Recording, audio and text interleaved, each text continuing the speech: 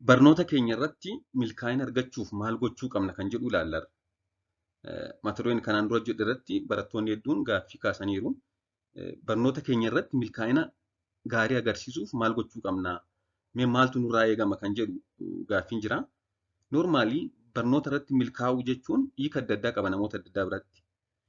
Namoonni hedduun kan isaan itti hubatan barnoota irratti milkaa'uu jechuun barnoota barannu sana qabxii gaarii fiduu kan jedhu irratti kan xiyyeeffatanii. Kanneen kaan immoo qabxii qofa osoo hin ta'in waan barannu sana sirriitti beeknee boru yeroo baanu waan sana hojiirra oolchuu dandeenya. Fakkeenyaaf ogummaa wayii barataa jirra taanaan qabxii ogummaa sana irratti finne osoo hin ta'in yeroo barannu baanii ogummaa sana piraaktis goonee appilaay goonee waan sirrii ta'e waan baranne sana hojiirra oolchine firii gaarii agarsiisuu dandeenya kan jedhu irrattis kan fookas godhan jiru. Haa ta'u malee qabxiinis barbaachisaadha. Ogummaa barannes barannee beekumsa gaarii qabannee booddee hojiitti jijjiiruuf wanta baranne sana sirriitti beekuu barbaachisa jechuudha. Kanaaf egaa akka waliigalaatti barnoota keenya irratti milkaa'ina argachuuf maal gochuu qabna kan jedhu waliin haa ilaallu. Amma qabxiilee shanan tokkoon isinitti himaa. Isaan keessaa kan jalqabaa kan hundi keessan beektanidha. Innis sagantaa baafachuu. Kun waan salphaa fakkaachuu danda'a. Sagantaa sirriitti baafachuun baay'ee murteessaadha. Barumsa kee ilaalchisee sagantaa baafattee hin qabdu taanaan baafadhuutii akka gaariitti hordofi. Hojii manaa kan mana barumsaatii si kennamu, hojiiwwan mana keessatti hojjettuuf, akkasumas wantoota barbaachisoo ta'an hiriyoota kee wajjin yeroo wal agartuuf akka barbaachisummaa isaatti sagantaa kee baafadhuutii sagantaa sana irratti immoo sirriitti hojjedhu. Akkuma beektan egaa karaa amantii adda addaa illee maal jedhama? Wanti hundi karaa seera qabeessa ta'een haa raawwatamudha. Kanaaf karaa seera qabeessa ta'e karaa jireenya keessan boodaa in sirreessa jettanii yaaddaniin yeroo keessan sagantaa akkasiidhaan baafattanii irratti dabarsuu qabdu. Yeroo keetti akka waan mana barumsaa jirtutti fayyadami. Wantoota yeroo ta'e tokko keessatti raawwataman yerooma sana raawwadhu.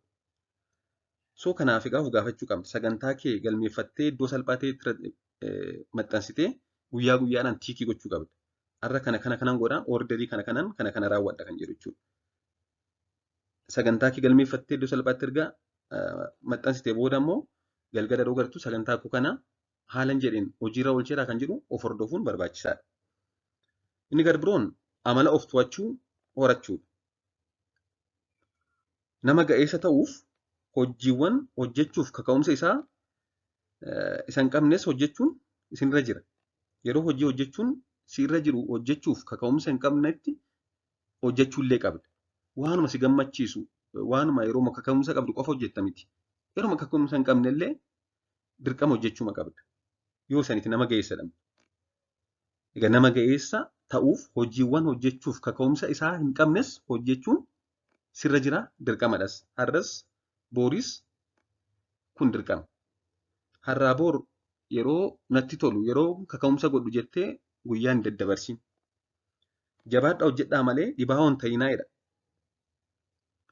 Wanti baay'ee ulfaatoo of to'achuudha. An akka of to'achuu baay'ee cimaan hin jiru. An akka wanta yeroo kaka'umsa hin qabne waan ta'e hojjechuu cimu hin jiru. Haa ta'u malee namni ga'eessi immoo osuma kaka'umsa hin qabaatiin dirqama hojjeta.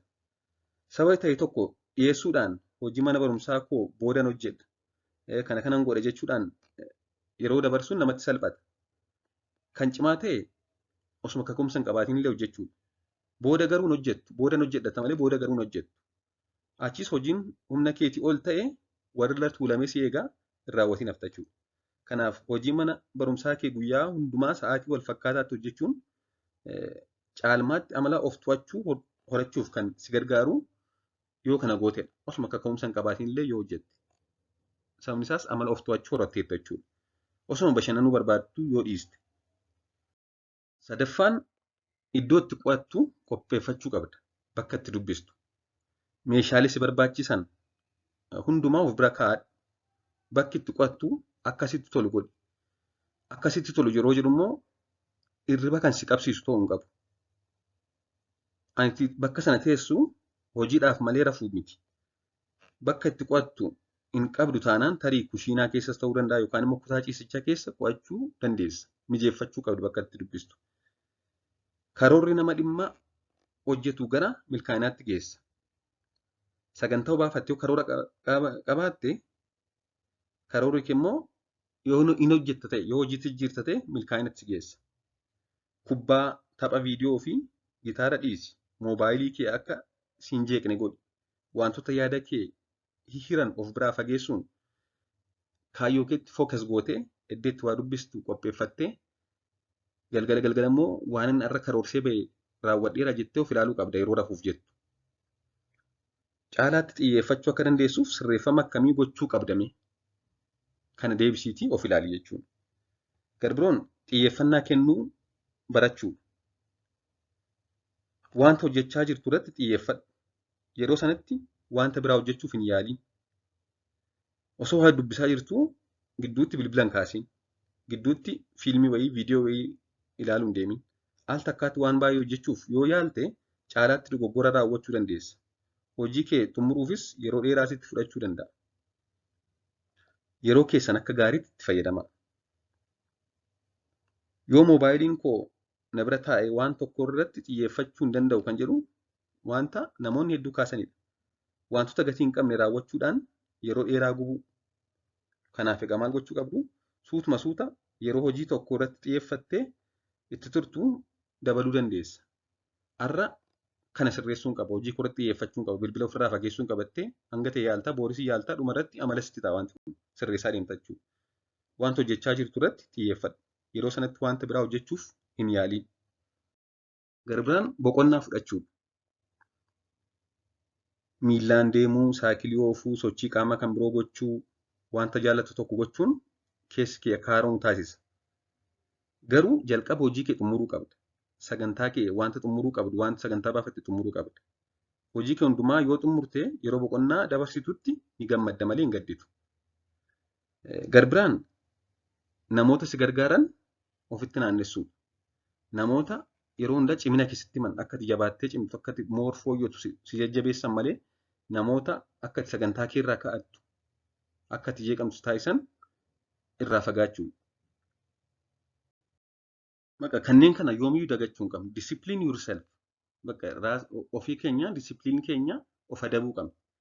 Guyyaa guyyaatti yoo xiqqaate sa'a 2 dubbisuuf yoo xiqqaate, kun egaa yoo xiqqaate hanga wanta dubbisnu sana sirriitti hubannutti, hanga wanti sun sirriitti nu galutti dubbisnee shamaddannee dhiisuu qofa osoo hin ta'in wanti dubbisne sun yaadni isaa nu galeera, konseptiin isaa nu galeera kan jiru hanga sirriitti hubannutti of adabuu qabna. Discipline yourself. Garbiraan manage your time akkuma nama jedhe. Sa'aatii keenya haalatti fayyadamuu qabnu, dirqama fayyadamuu qabna, booda hin gaabbinu. Qabeenya caaluu qarshii osoo hin ta'in yeroodha. Yeroo dudduuba deebinee hin agarru. 12 fixxeennaan deebitee haayiskuulitti hin deebitu. Yuunivarsiitii fixxeennaan deebitee yuunivarsiitii hin deebitu. Gaabbaa maaf ta'a malee. Dursitee argamuu. Stay ahead. Stay 1 or more chapters ahead in a reading your textbook. Yeroo barsiisaan barsiisu dursitee osoo mata duree sana dubbistee seentee moorsii gala. Hanga dandeessee of barsiisuu yaali. Mata dureen sun si jibbisiisuu danda'a, sitti toluu dhiisuu danda'a. Hanga dandeessee irra deddeebitee hanga sii galutti hubachuu, dubbisuu yaaluu qabda. Yoo sii galuu dide garuu gaafachuuf boodatti jechuun qabdu. Wanta siin galle namni si hubachiisu, namni si caalu jiraannaan yoomiyyuu osoo hin gaafatiin bira hin darbiin. Sababa adda addaa barbaaddee mana barumsaa irraa nafi. Sababa adda addaa dhiyeessaa avoid being absent or tardy. You are required to attend the classes from the first day that class begin for the semester. Good attendance will give you first-hand knowledge of your instructor comment and the response to question. Sababa xixiqqoo mataan na dhukkube maaloo na dhukkube itti marmuusaa fuutti kaanaan boodumatti hafaa deemta jechuudha. Kanaaf egaa kanneen kana discipline yourself, manage your time, stay ahead, be present and prompt, be a positive thinker. Yeroo hundaa nan danda'a, biran ga'a, akkasiin godhan kan jedhu of amansiisuun baay'ee murteessaadha. Akkasumas namoota kaayyoo keef si deeggaran malee namoota kaayyoo kee irraa si fageessan irraa fagaachuun barbaachisaadha. Hiriyoota kee dabalatee. Galatoomaa, turtii gaarii.